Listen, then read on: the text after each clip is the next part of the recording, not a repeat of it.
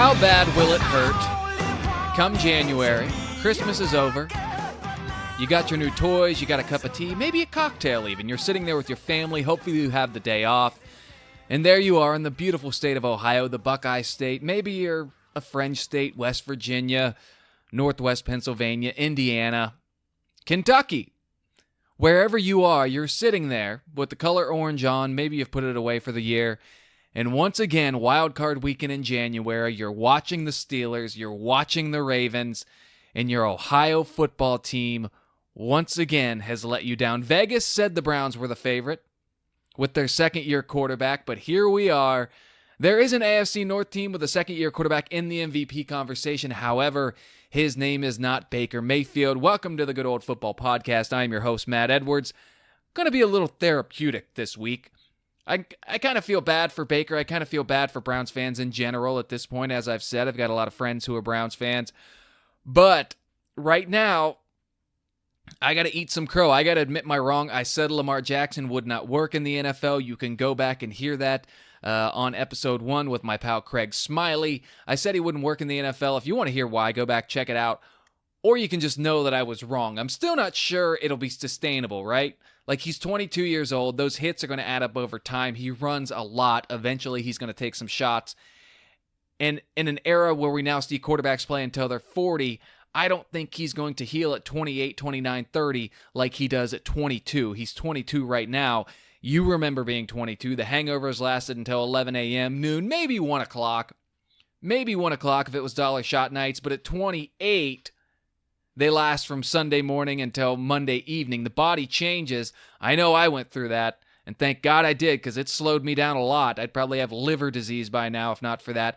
Regardless, for Lamar Jackson, he looks like the real deal right now, and in a league where you take what you can get when you can get it, Lamar Jackson is unquestionably making this Baltimore team a contender. Just knocked off the, what are they called? The New England Patriots NFL podcast. I can't think of the dynasty that's been dominating the league for the last 20 years. But what I take away from that is this. Culture matters in the NFL, in all sports, but in particular in the NFL. I told you we'll get a little therapeutic. I'll try not to be too preachy here. But again, this is why I think tanking doesn't work in the NFL. Look at the best quarterbacks in the AFC right now. You got Tom Brady, Lamar Jackson, Deshaun Watson, Patrick Mahomes. None of them were drafted in the top 10. All of them went into stable situations. We know what Brady did. Went in there with Belichick, got to learn. Lamar Jackson goes to a Baltimore team where John Harbaugh has been there forever now. Deshaun, same situation with Bill O'Brien and the Texans. And Patrick Mahomes, veteran coach Andy Reid, franchise that seems to usually be on the straight and narrow in Kansas City. None of them drafted top 10. All of them went to stable situations. Tenured head coaches, franchises that are not a disaster like you have in Washington, like you have in Cincinnati, like you have in Cleveland. Meanwhile, people talk about tanking. You want to get those high picks, Miami, Cincinnati. Just last year alone, the top 10 picks, 2018, you got Baker Mayfield, Sam Darnold, Josh Rosen, all three quarterbacks, all three undoubtedly first-rounders, went to bad situations. The guys before, Brady, Lamar Jackson, Deshaun Watson, Patrick Mahomes, all of them went to stable situations, not drafted top 10. What do you think's more important? Loading up on high-end draft picks or having a franchise that isn't run like, I don't know, whatever's ran poorly? It's absurd to me that people still think the tanking. I saw a lot of Bengals fans on Sunday celebrating Miami getting their first win. And as I said, ask Cleveland and Jacksonville and Arizona how well it's gone for them. Ask the Jets how great things have been for them, picking consistently in the top 10 over the last few years. You might notice I sound a little clearer today. I sound a little deeper. I got a new microphone, and honestly, it's kind of throwing me off. I like it. I know it sounds better, but it feels different. You know how that goes. You ever have to move desks at work? You don't feel right for a while. That's where I'm at right now. Thanks for hanging in there with me. The Steelers are right in the mix for a wild card now. They're 7th in the AFC. They've won 4 of 5, with their only loss being an overtime loss to the Ravens. Their schedule coming up, funny you should ask, Browns twice, Bengals once, Jets, Cardinals. Get both the Rams and Bills in Pittsburgh. Week 17 against Baltimore when Baltimore's probably going to have the division wrapped up so they can coast into the playoffs. Like I said at the top, Pittsburgh, they're right there. They're 7th right now. They pulled off that win on Sunday. Laces out Adam Vinatieri. And now 9-7, 10-6 suddenly seems like a real possibility in Pittsburgh. And for Browns fans, man, I mean, that's like seeing the tech nerd leave the bar with the hot chick, right? You and the bros were out shooting commercials all summer, shotgunning beers together. The nerd was reading GQ, learning how to read the defense, and the Browns are going to be on the outside looking in when January comes around, and Pittsburgh is going to be where they always are, in the playoffs some way, somehow, with Mason Rudolph this year. That was kind of the thing before the year, right? All right, Big Ben, he's a Hall of Fame quarterback. You know he's good enough. He's going to be motivated with the loss of Antonio Brown, Le'Veon Bell. He went out. Cleveland had no excuses. Baltimore had no excuses. Baltimore's taking advantage. Cleveland has not. Browns fans, I hate the fact that you're making me be nice to the Steelers right now. But the fact of the matter is, once again, they have figured it out. Yins have put something together in the Steel City, and here we are. I'm going to what's it called? Key West, Florida, with some folks from Pittsburgh here soon. Get their take on everything that's going on. Act like I care. Maybe if they say anything interesting, I'll bring it on here. Browns did make a move today. Jermaine Whitehead got cut after threatening to kill pretty much everyone on Twitter. That's the thing these days. You cannot go around threatening to kill people. The good old days are gone, baby. You can't do that anymore. You can't just go out there not liking what Dustin Fox says about you and then challenge him to a fight. Isn't that weird? His account got suspended quick, too. He said something about shooting at someone, just not a good move. In my opinion, maybe there's some of you out there who think that's okay. But he needs a role model, maybe just a Twitter role model, a guy who has fun and interacts with people on there at the right time. O.J. Simpson maybe is a guy he should look up to on Twitter as a role model. The good news for Cleveland is they've got high character guys elsewhere on the team. And, you know, Kareem Hunt coming back, so quite a culture they have there. Wonder why things have never worked out there. My friend, one of my best friends, gets mad that I rip on the Browns too much on here. Look, half my listeners are in Ohio. The Browns are a lightning rod right now. And quite frankly, good or bad, I'd be talking about them. I mean, the fact of the matter is they have not done anything to make us think they were any different than they have been for the last 20 years. By the way, better record last year at this time than this year at this time, when they had two different head coaches in Hugh Jackson and Greg Williams. Meanwhile, Baltimore figuring it out. The Steelers kind of figuring it out. I mean, Mason Rudolph looked pretty bad against the Colts there early on. Couldn't get it together, but found his rhythm. And hey, the other thing about the Steelers are, after the Patriots, best turnover differential in the league. Most forced turnovers, I should say. It goes a long way in the NFL. Meanwhile, the Browns threatening to kill people on Twitter. Isn't that great? I've done this a couple times this year. So I've told you I'll make little notes about things, and then I just kind of come on here, talk about them. This is a segment I like to call 3 Bad Things I Saw This Week. We've got to be the dumbest team in America in terms of playing the game. That's right, Bill Callahan. All right, thing 1. I hate to say it. Mitchell Trubisky, not the guy in Chicago. I know this isn't a hot take, and this happens. It's happened to the Bears a lot. I mean, drafting a quarterback, any quarterback, let alone one that high, it's a tough situation. That said, the Bears cannot sit idle. They've got a good defense, not as good as last year, still strong, 6th best scoring defense in the league.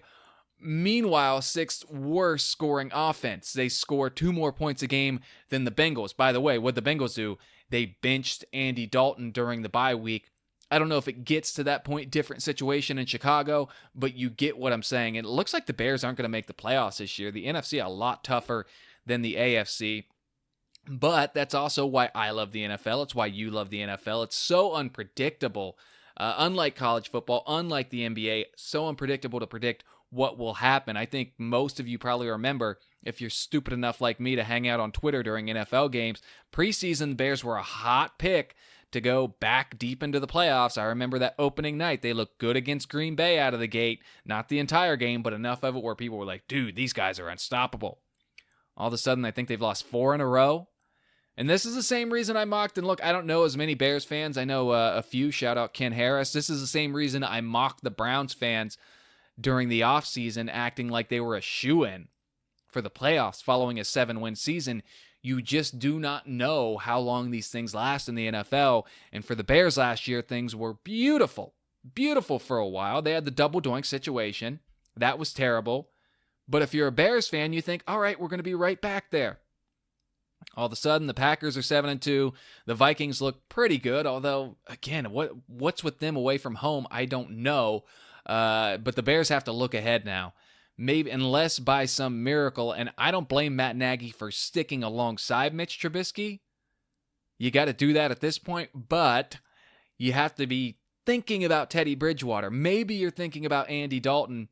But if you're Teddy Bridgewater, you certainly already know Chicago is probably interested in you based on what will happen this year. Teddy Bridgewater may be back in the NFC North. If not, you got to think maybe Andy Dalton. If the Bucs don't re-sign Jameis Winston, they just have to upgrade. Mitch Trubisky just is, I don't have anything interesting to say here, just not getting it done. I was flipping back and forth between that game on one TV, and they did nothing on offense. Thing number 2. Odell Beckham Jr. and Jarvis Landry with the cleats. Beavis and Butthead flanked out wide for the Browns. The cleats are something you could do when you're 5-2, and no one's going to say anything. You know, Chad Ochocinco did that all the time in Cincinnati, where he'd have some goofy thing on his uniform. He would get fined, have to take it off, whatever. But the Bengals were typically competitive for Chad's tenure there. At least in the mix still during early November. They would falter down the stretch a lot. That was kind of their MO. But when you're 2-5, now 2-6, 2-5 when it happened, you can't do these things. The fact, and I said this last week, it looks like Odell Beckham Jr., and I sincerely mean this, I'm not saying this in a sarcastic way, it looks like he cares more about his Instagram likes than he does about making plays and winning games. Here in New York City, there are Subway ads for high-end fashion retailers. Only athlete I see on those, only NFL athlete, I should say, Odell Beckham Jr. That's not, I can't, and honestly, on the Subway, I can only think of one other person off the top of my head, and that's Hailey Bieber. You might see that stuff in Times Square because you get more tourists down there. They're like, oh, I know LeBron, I know Mike Trout, whatever. But in New York, tourists don't typically ride the Subway as much. It's typically fancy, artsy people because New Yorkers think they're, above the rest of the country, which, maybe a handful of them are, but that's not true. None of them are. But anyways, OBJ on the Subway ads in New York City, he is just begging for attention constantly. And he had the Joker on his cleats this week. I saw Joker on Friday. Not really what I was hoping to see. If you're into watching a man's journey to becoming a malicious psychopath, go see it. It's a dark movie. Not something I would want to put on my cleats, though. Maybe Jermaine Whitehead saw that, got some ideas. Could be. By the way, I do retract my statement about New Yorkers, any of them being better than the rest of the country. I like New York. I like living here. But they think that this is a world. And to some degree it is. Financially, it mostly is. But outside of that, things aren't that great. There are rats on the street. There's trash everywhere. I don't want to say it smells like urine everywhere, but much more so than in any other city I've visited. Maybe New Orleans, if they're having a big party during the week, a lot of people relieve themselves right there on the streets. Don't get me, I tell people all the time, New York is the best and worst place I've ever lived. Anyways, moving on. Thing number 3, the officiating in Jets-Dolphins. Thing number 3 of the bad things I saw this weekend. It's like the officials wanted to be as bad as the teams on the field. I had that game on one TV, so here in New York, the Fox affiliate had Eagles-Bears at 1, CBS had Jets-Dolphins at 1. I'm flipping back and forth on that TV. On the other TV, I've got mostly Steelers-Colts, also Chiefs-Viking, going back and forth. I got 2 remotes. I'm up there like a madman, going to town. However, Jets-Dolphins still in the second quarter while the other games were a few minutes into the third, and I'll tell you why. They took a Jets touchdown off the board at the end of the half, one that, if not for replay, no one would have questioned. On first look, and really on most of the replay angles, you go, yeah, that's a touchdown.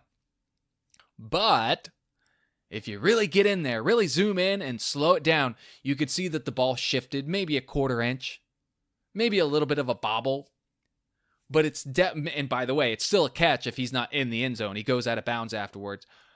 But man, just let these things go. Quit slowing the game down so much. NFL football is a reality TV show, and right now there's no flow to the show. Those of you who have worked in media, worked in TV, you know you want to have flow in your broadcast. Right now in the NFL, it's like they're leading off with a middle-of-the-block story and then doing a 7-minute package on a dog who's become best friends with the town's alligator. That's what it feels like right now. Quit with the 50-50 calls in the NFL. Get rid of reviewing pass interference. Tell the networks, let's cool it with the zoom, let's cool it with the slow motion. Maybe you get a few bad calls a year, so be it. You're killing the product. Told you I was going to get preachy. Didn't mean to. Jets-Dolphins, I did keep track of this. Jets-Dolphins ran 2 plays in about 12 minutes. Stabbed me in the face with an ice pick. No one wants to sit there and watch these dorks look at their Microsoft Surface pads that long. Sam Darnold, by the way, not looking too sharp right now either. Maybe he'll figure it out. Hopefully he does, but that seeing ghost comment, no joke. And that's the thing, the next play, so after the touchdown that got wiped off the board, Sam Darnold threw a terrible interception. Really changed the whole game. And then the Dolphins end up getting a safety, but no matter what, man, it just slowed everything down. I think there were 6 1 o'clock games. 3 were at halftime, 2 were a couple minutes into the third quarter, and that's just when I looked while they were reviewing all that stuff. Very frustrating if you're a fan. And they wonder, I don't know. You guys got to do better. Again, everyone knows this at this point, but how do you do it? You got to cut some of the stuff out. All right? The NFL is not going to... We talk all the time about how if so-and-so retires, that's the thing with the NBA. When Magic and Bird retired, they talk about how the ratings had a big slump until Michael Jordan came along. That's never happened in the NFL, never will happen. No one's going to stop watching football because there's 3 touchdowns a year that when you really slow it down, it shouldn't have counted. So that's the 3 bad things I saw this week. Cannot play with them. Cannot win with them. Cannot coach with them. Can't do it. I was told I got to be more positive on this podcast. I will get better at that as the time goes on. If you have any other suggestions for the show, you can shoot me a message on Twitter. My handle is @MattEdwards, or you can email the goodoldfootballpod@gmail.com. Or you can be like my friend Bill, who called me last night and right out of the gate suggested I talk about the struggle of him having 6 players on bye this week on his fantasy team. That's an interesting topic. Just manage your team better. It's been discussed. It's not that difficult. Not a big fantasy chatter here. It's luck, man. The guys who give out fantasy advice end up on Old Takes Exposed every week. No one wants that. Looking forward to Ryan Finley getting his first start with the Cincinnati Bengals this week. Hear me out here. Hear me out just for a minute. Ravens coming off their biggest win of the season. A.J. Green looking like he'll be back for Cincinnati. Bengals coming off a bye. They're a 10-point underdog. Bold prediction of the week, the Bengals will lead that game in the fourth quarter. They'll still lose. They'll figure out a way to screw it up, but they will lead that game in the fourth quarter. It'll be like a 17-14. It'll be more than that because Lamar's going to score. I don't know. I'm just telling you, I don't want to get too in-depth. Bengals lead that game at some point in the fourth quarter. I do worry about Ryan Finley this week. Ryan Finley, the Bengals' rookie 4th-round pick out of North Carolina State, replacing Andy Dalton. And the Bengals' offensive line is just a mess. And you worry about him getting battered and not handling the pressure well, which is something Andy Dalton never did well. People want to talk about his struggles in the playoffs. That's why he struggled in the playoffs. You don't get to the playoffs very often unless you're Peyton Manning. You don't get to the playoffs very often with a bad defense. And good defenses would go up against Andy. Andy Dalton, night and day when facing pressure. When he's facing pressure, not good. Panics, does dumb stuff. When he's got a clean pocket, that's where we see that 2015 Andy, where 5 straight years of playoffs Andy, where he looks like a top 10 quarterback in the league. And for Ryan Finley, the rookie, coming in there behind this offensive line, which poor. It's like getting in a car wreck the first week you get your license for Ryan Finley. You're going to be scared to get behind the wheel again. I'm hoping that's not what happens with him. I could easily see that happening, and that would not be the best case scenario, obviously. And they just want to see what they have. I touched on this on the episode about him on Tuesday, but they really want to see what they have in Ryan Finley, because Andy Dalton easily has an out after the season. It's not going to cost the team. It's not really going to cost him to get out of there. So they want to see what they have in Ryan Finley before they go and potentially draft a quarterback with what presumably will be a top 3 pick. Again, I still think the Bengals find 2, maybe 3, maybe 4 wins down the stretch here. They're another team that's been in most of their games. And you can make a good argument, outplayed Seattle. They did outplay Seattle and missed 2 field goals that probably cost them the game. They, right there, led the Bills in Buffalo in the fourth quarter. As bad as they are, they should have snuck out a win or 2 by now, but still haven't managed to do that. They still have the Jets. They still have the Browns twice. You got to think there's a couple wins in there at some point. How about that? We're talking about the Browns in November as a team, and they are. If you look at the standings, and I'll pull those up here just to be sure, but I believe in the AFC, I mentioned the Steelers are 7th. As of right now, and this won't change this week because it's Giants and Cowboys on the Monday night game, but you are looking at the bottom of the AFC. You've got the Cincinnati Bengals. Following the Cincinnati Bengals, you've got right there the Jets and the Miami Dolphins, all right? Combined 2 wins there. After that, it's the Browns. 16 teams per conference. Browns currently in 13th place. Absolutely miserable failure of a season for Cleveland, who, unless they reel off 8 straight, has no chance of making the playoffs. And I am beating a dead horse once again. You all know how it is at this point. A lot of questions going forward. Freddie Kitchens, a big one if you want to go back and listen to Firing Freddie. Another head coaching candidate came to mind today, and I cannot think of who it is right now. I mentioned last week Jim Harbaugh, if he's out at Michigan, Jason Garrett, if he's out in Dallas. And now, Jack Del Rio is another guy I thought of. Jack Del Rio, who the Bengals tried to bring in. And look, I don't know if he's, I just think the Browns right now need an established guy, right? And Jack Del Rio is working for ESPN right now, doing some stuff there. Obviously was head coach of the Jaguars forever. Most recently was head coach of the Raiders for a little bit and did wonders there in Denver with that defense. There's a lot of guys out there. I don't know what the answer is for Cleveland. I don't know if they'll ever figure it out. A lot like with the Bears, who I talked about earlier, there's just some franchises that cannot seem to figure out the quarterback position in this league, and the Bears are one of them. I mean, people talk about Jay Cutler. Jay Cutler, before he left Denver, he looked like he was the next guy who was going to ascend into that, top 5 echelon of NFL quarterbacks, and then he got to Chicago, and things just fell apart for him. There's certain teams that, for whatever reason, just have consistently struggled to figure out the quarterback situation. And when I think about it, Cleveland and Chicago are at the top of that list. I mean, the Bears made the Super Bowl with Rex Grossman one year, and he looked good. It wasn't a fluky situation. It wasn't Trent Dilfer or Brad Johnson, who we've seen win Super Bowls with the Ravens and Bucks, but those were great defenses. This was, Rex Grossman looked good. They thought they found their answer. And for a minute last year, you thought maybe Trubisky's the guy. And definitely last year, you thought Baker Mayfield is the guy. No doubt about it. And he still is, in my opinion. But right now, compared to 3 months ago, you can make the argument, maybe Baker's not figuring it out. Maybe some wires got crossed somewhere that's not just working out. By the way, he shaved the handlebars off the mustache before the post-game press conference on Sunday.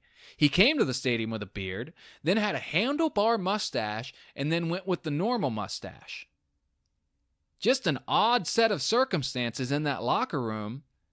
If I'm a Cleveland Browns teammate, I mean, how many times does a dude need to shave in one day?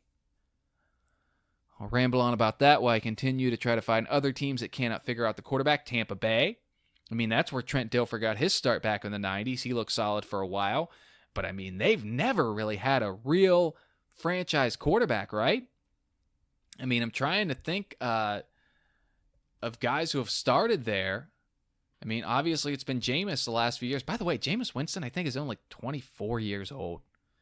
That's amazing to me. Feel 25. He is 25 now. He'll be 26 in January. I'm looking up the Bucs starting quarterbacks. It doesn't matter. They're another team. There's just teams that for whatever reason cannot figure out the quarterback position. Josh Freeman started for them. Josh Freeman sucked, but for a little while there, he looked like he was going to be the answer in Tampa. Just like Trubisky, just like Mayfield, teams cannot figure it out. Redskins are another one, haven't had a good one in 25 years?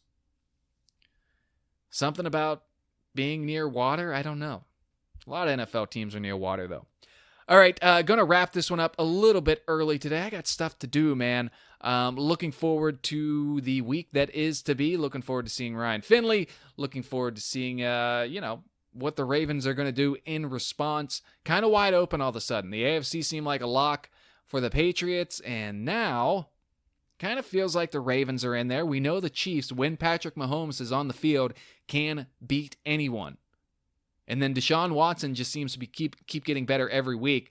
So it kind of feels like a 4-team race now, right? One from each division. Patriots, Ravens, Texans, Chiefs. I'd talk about the NFC, but I don't really know. I mean, you got to like New Orleans over there, right? New Orleans, San Francisco. See, the NFC is a lot more loaded. All right. As you can tell, I'm getting to the point in the show where I am just looking at standings and rambling.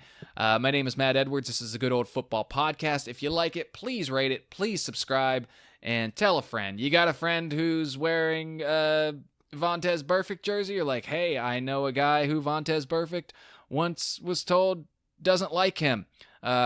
You should listen to his podcast. He's still an idiot, but more people listen to him than Vontaze right now because he doesn't try to kill people on football fields. His name is Matt Edwards. He hosts a Good Old Football Podcast, and you should check it out on iTunes and wherever you get your podcasts. Thanks for tuning in. Have a great week.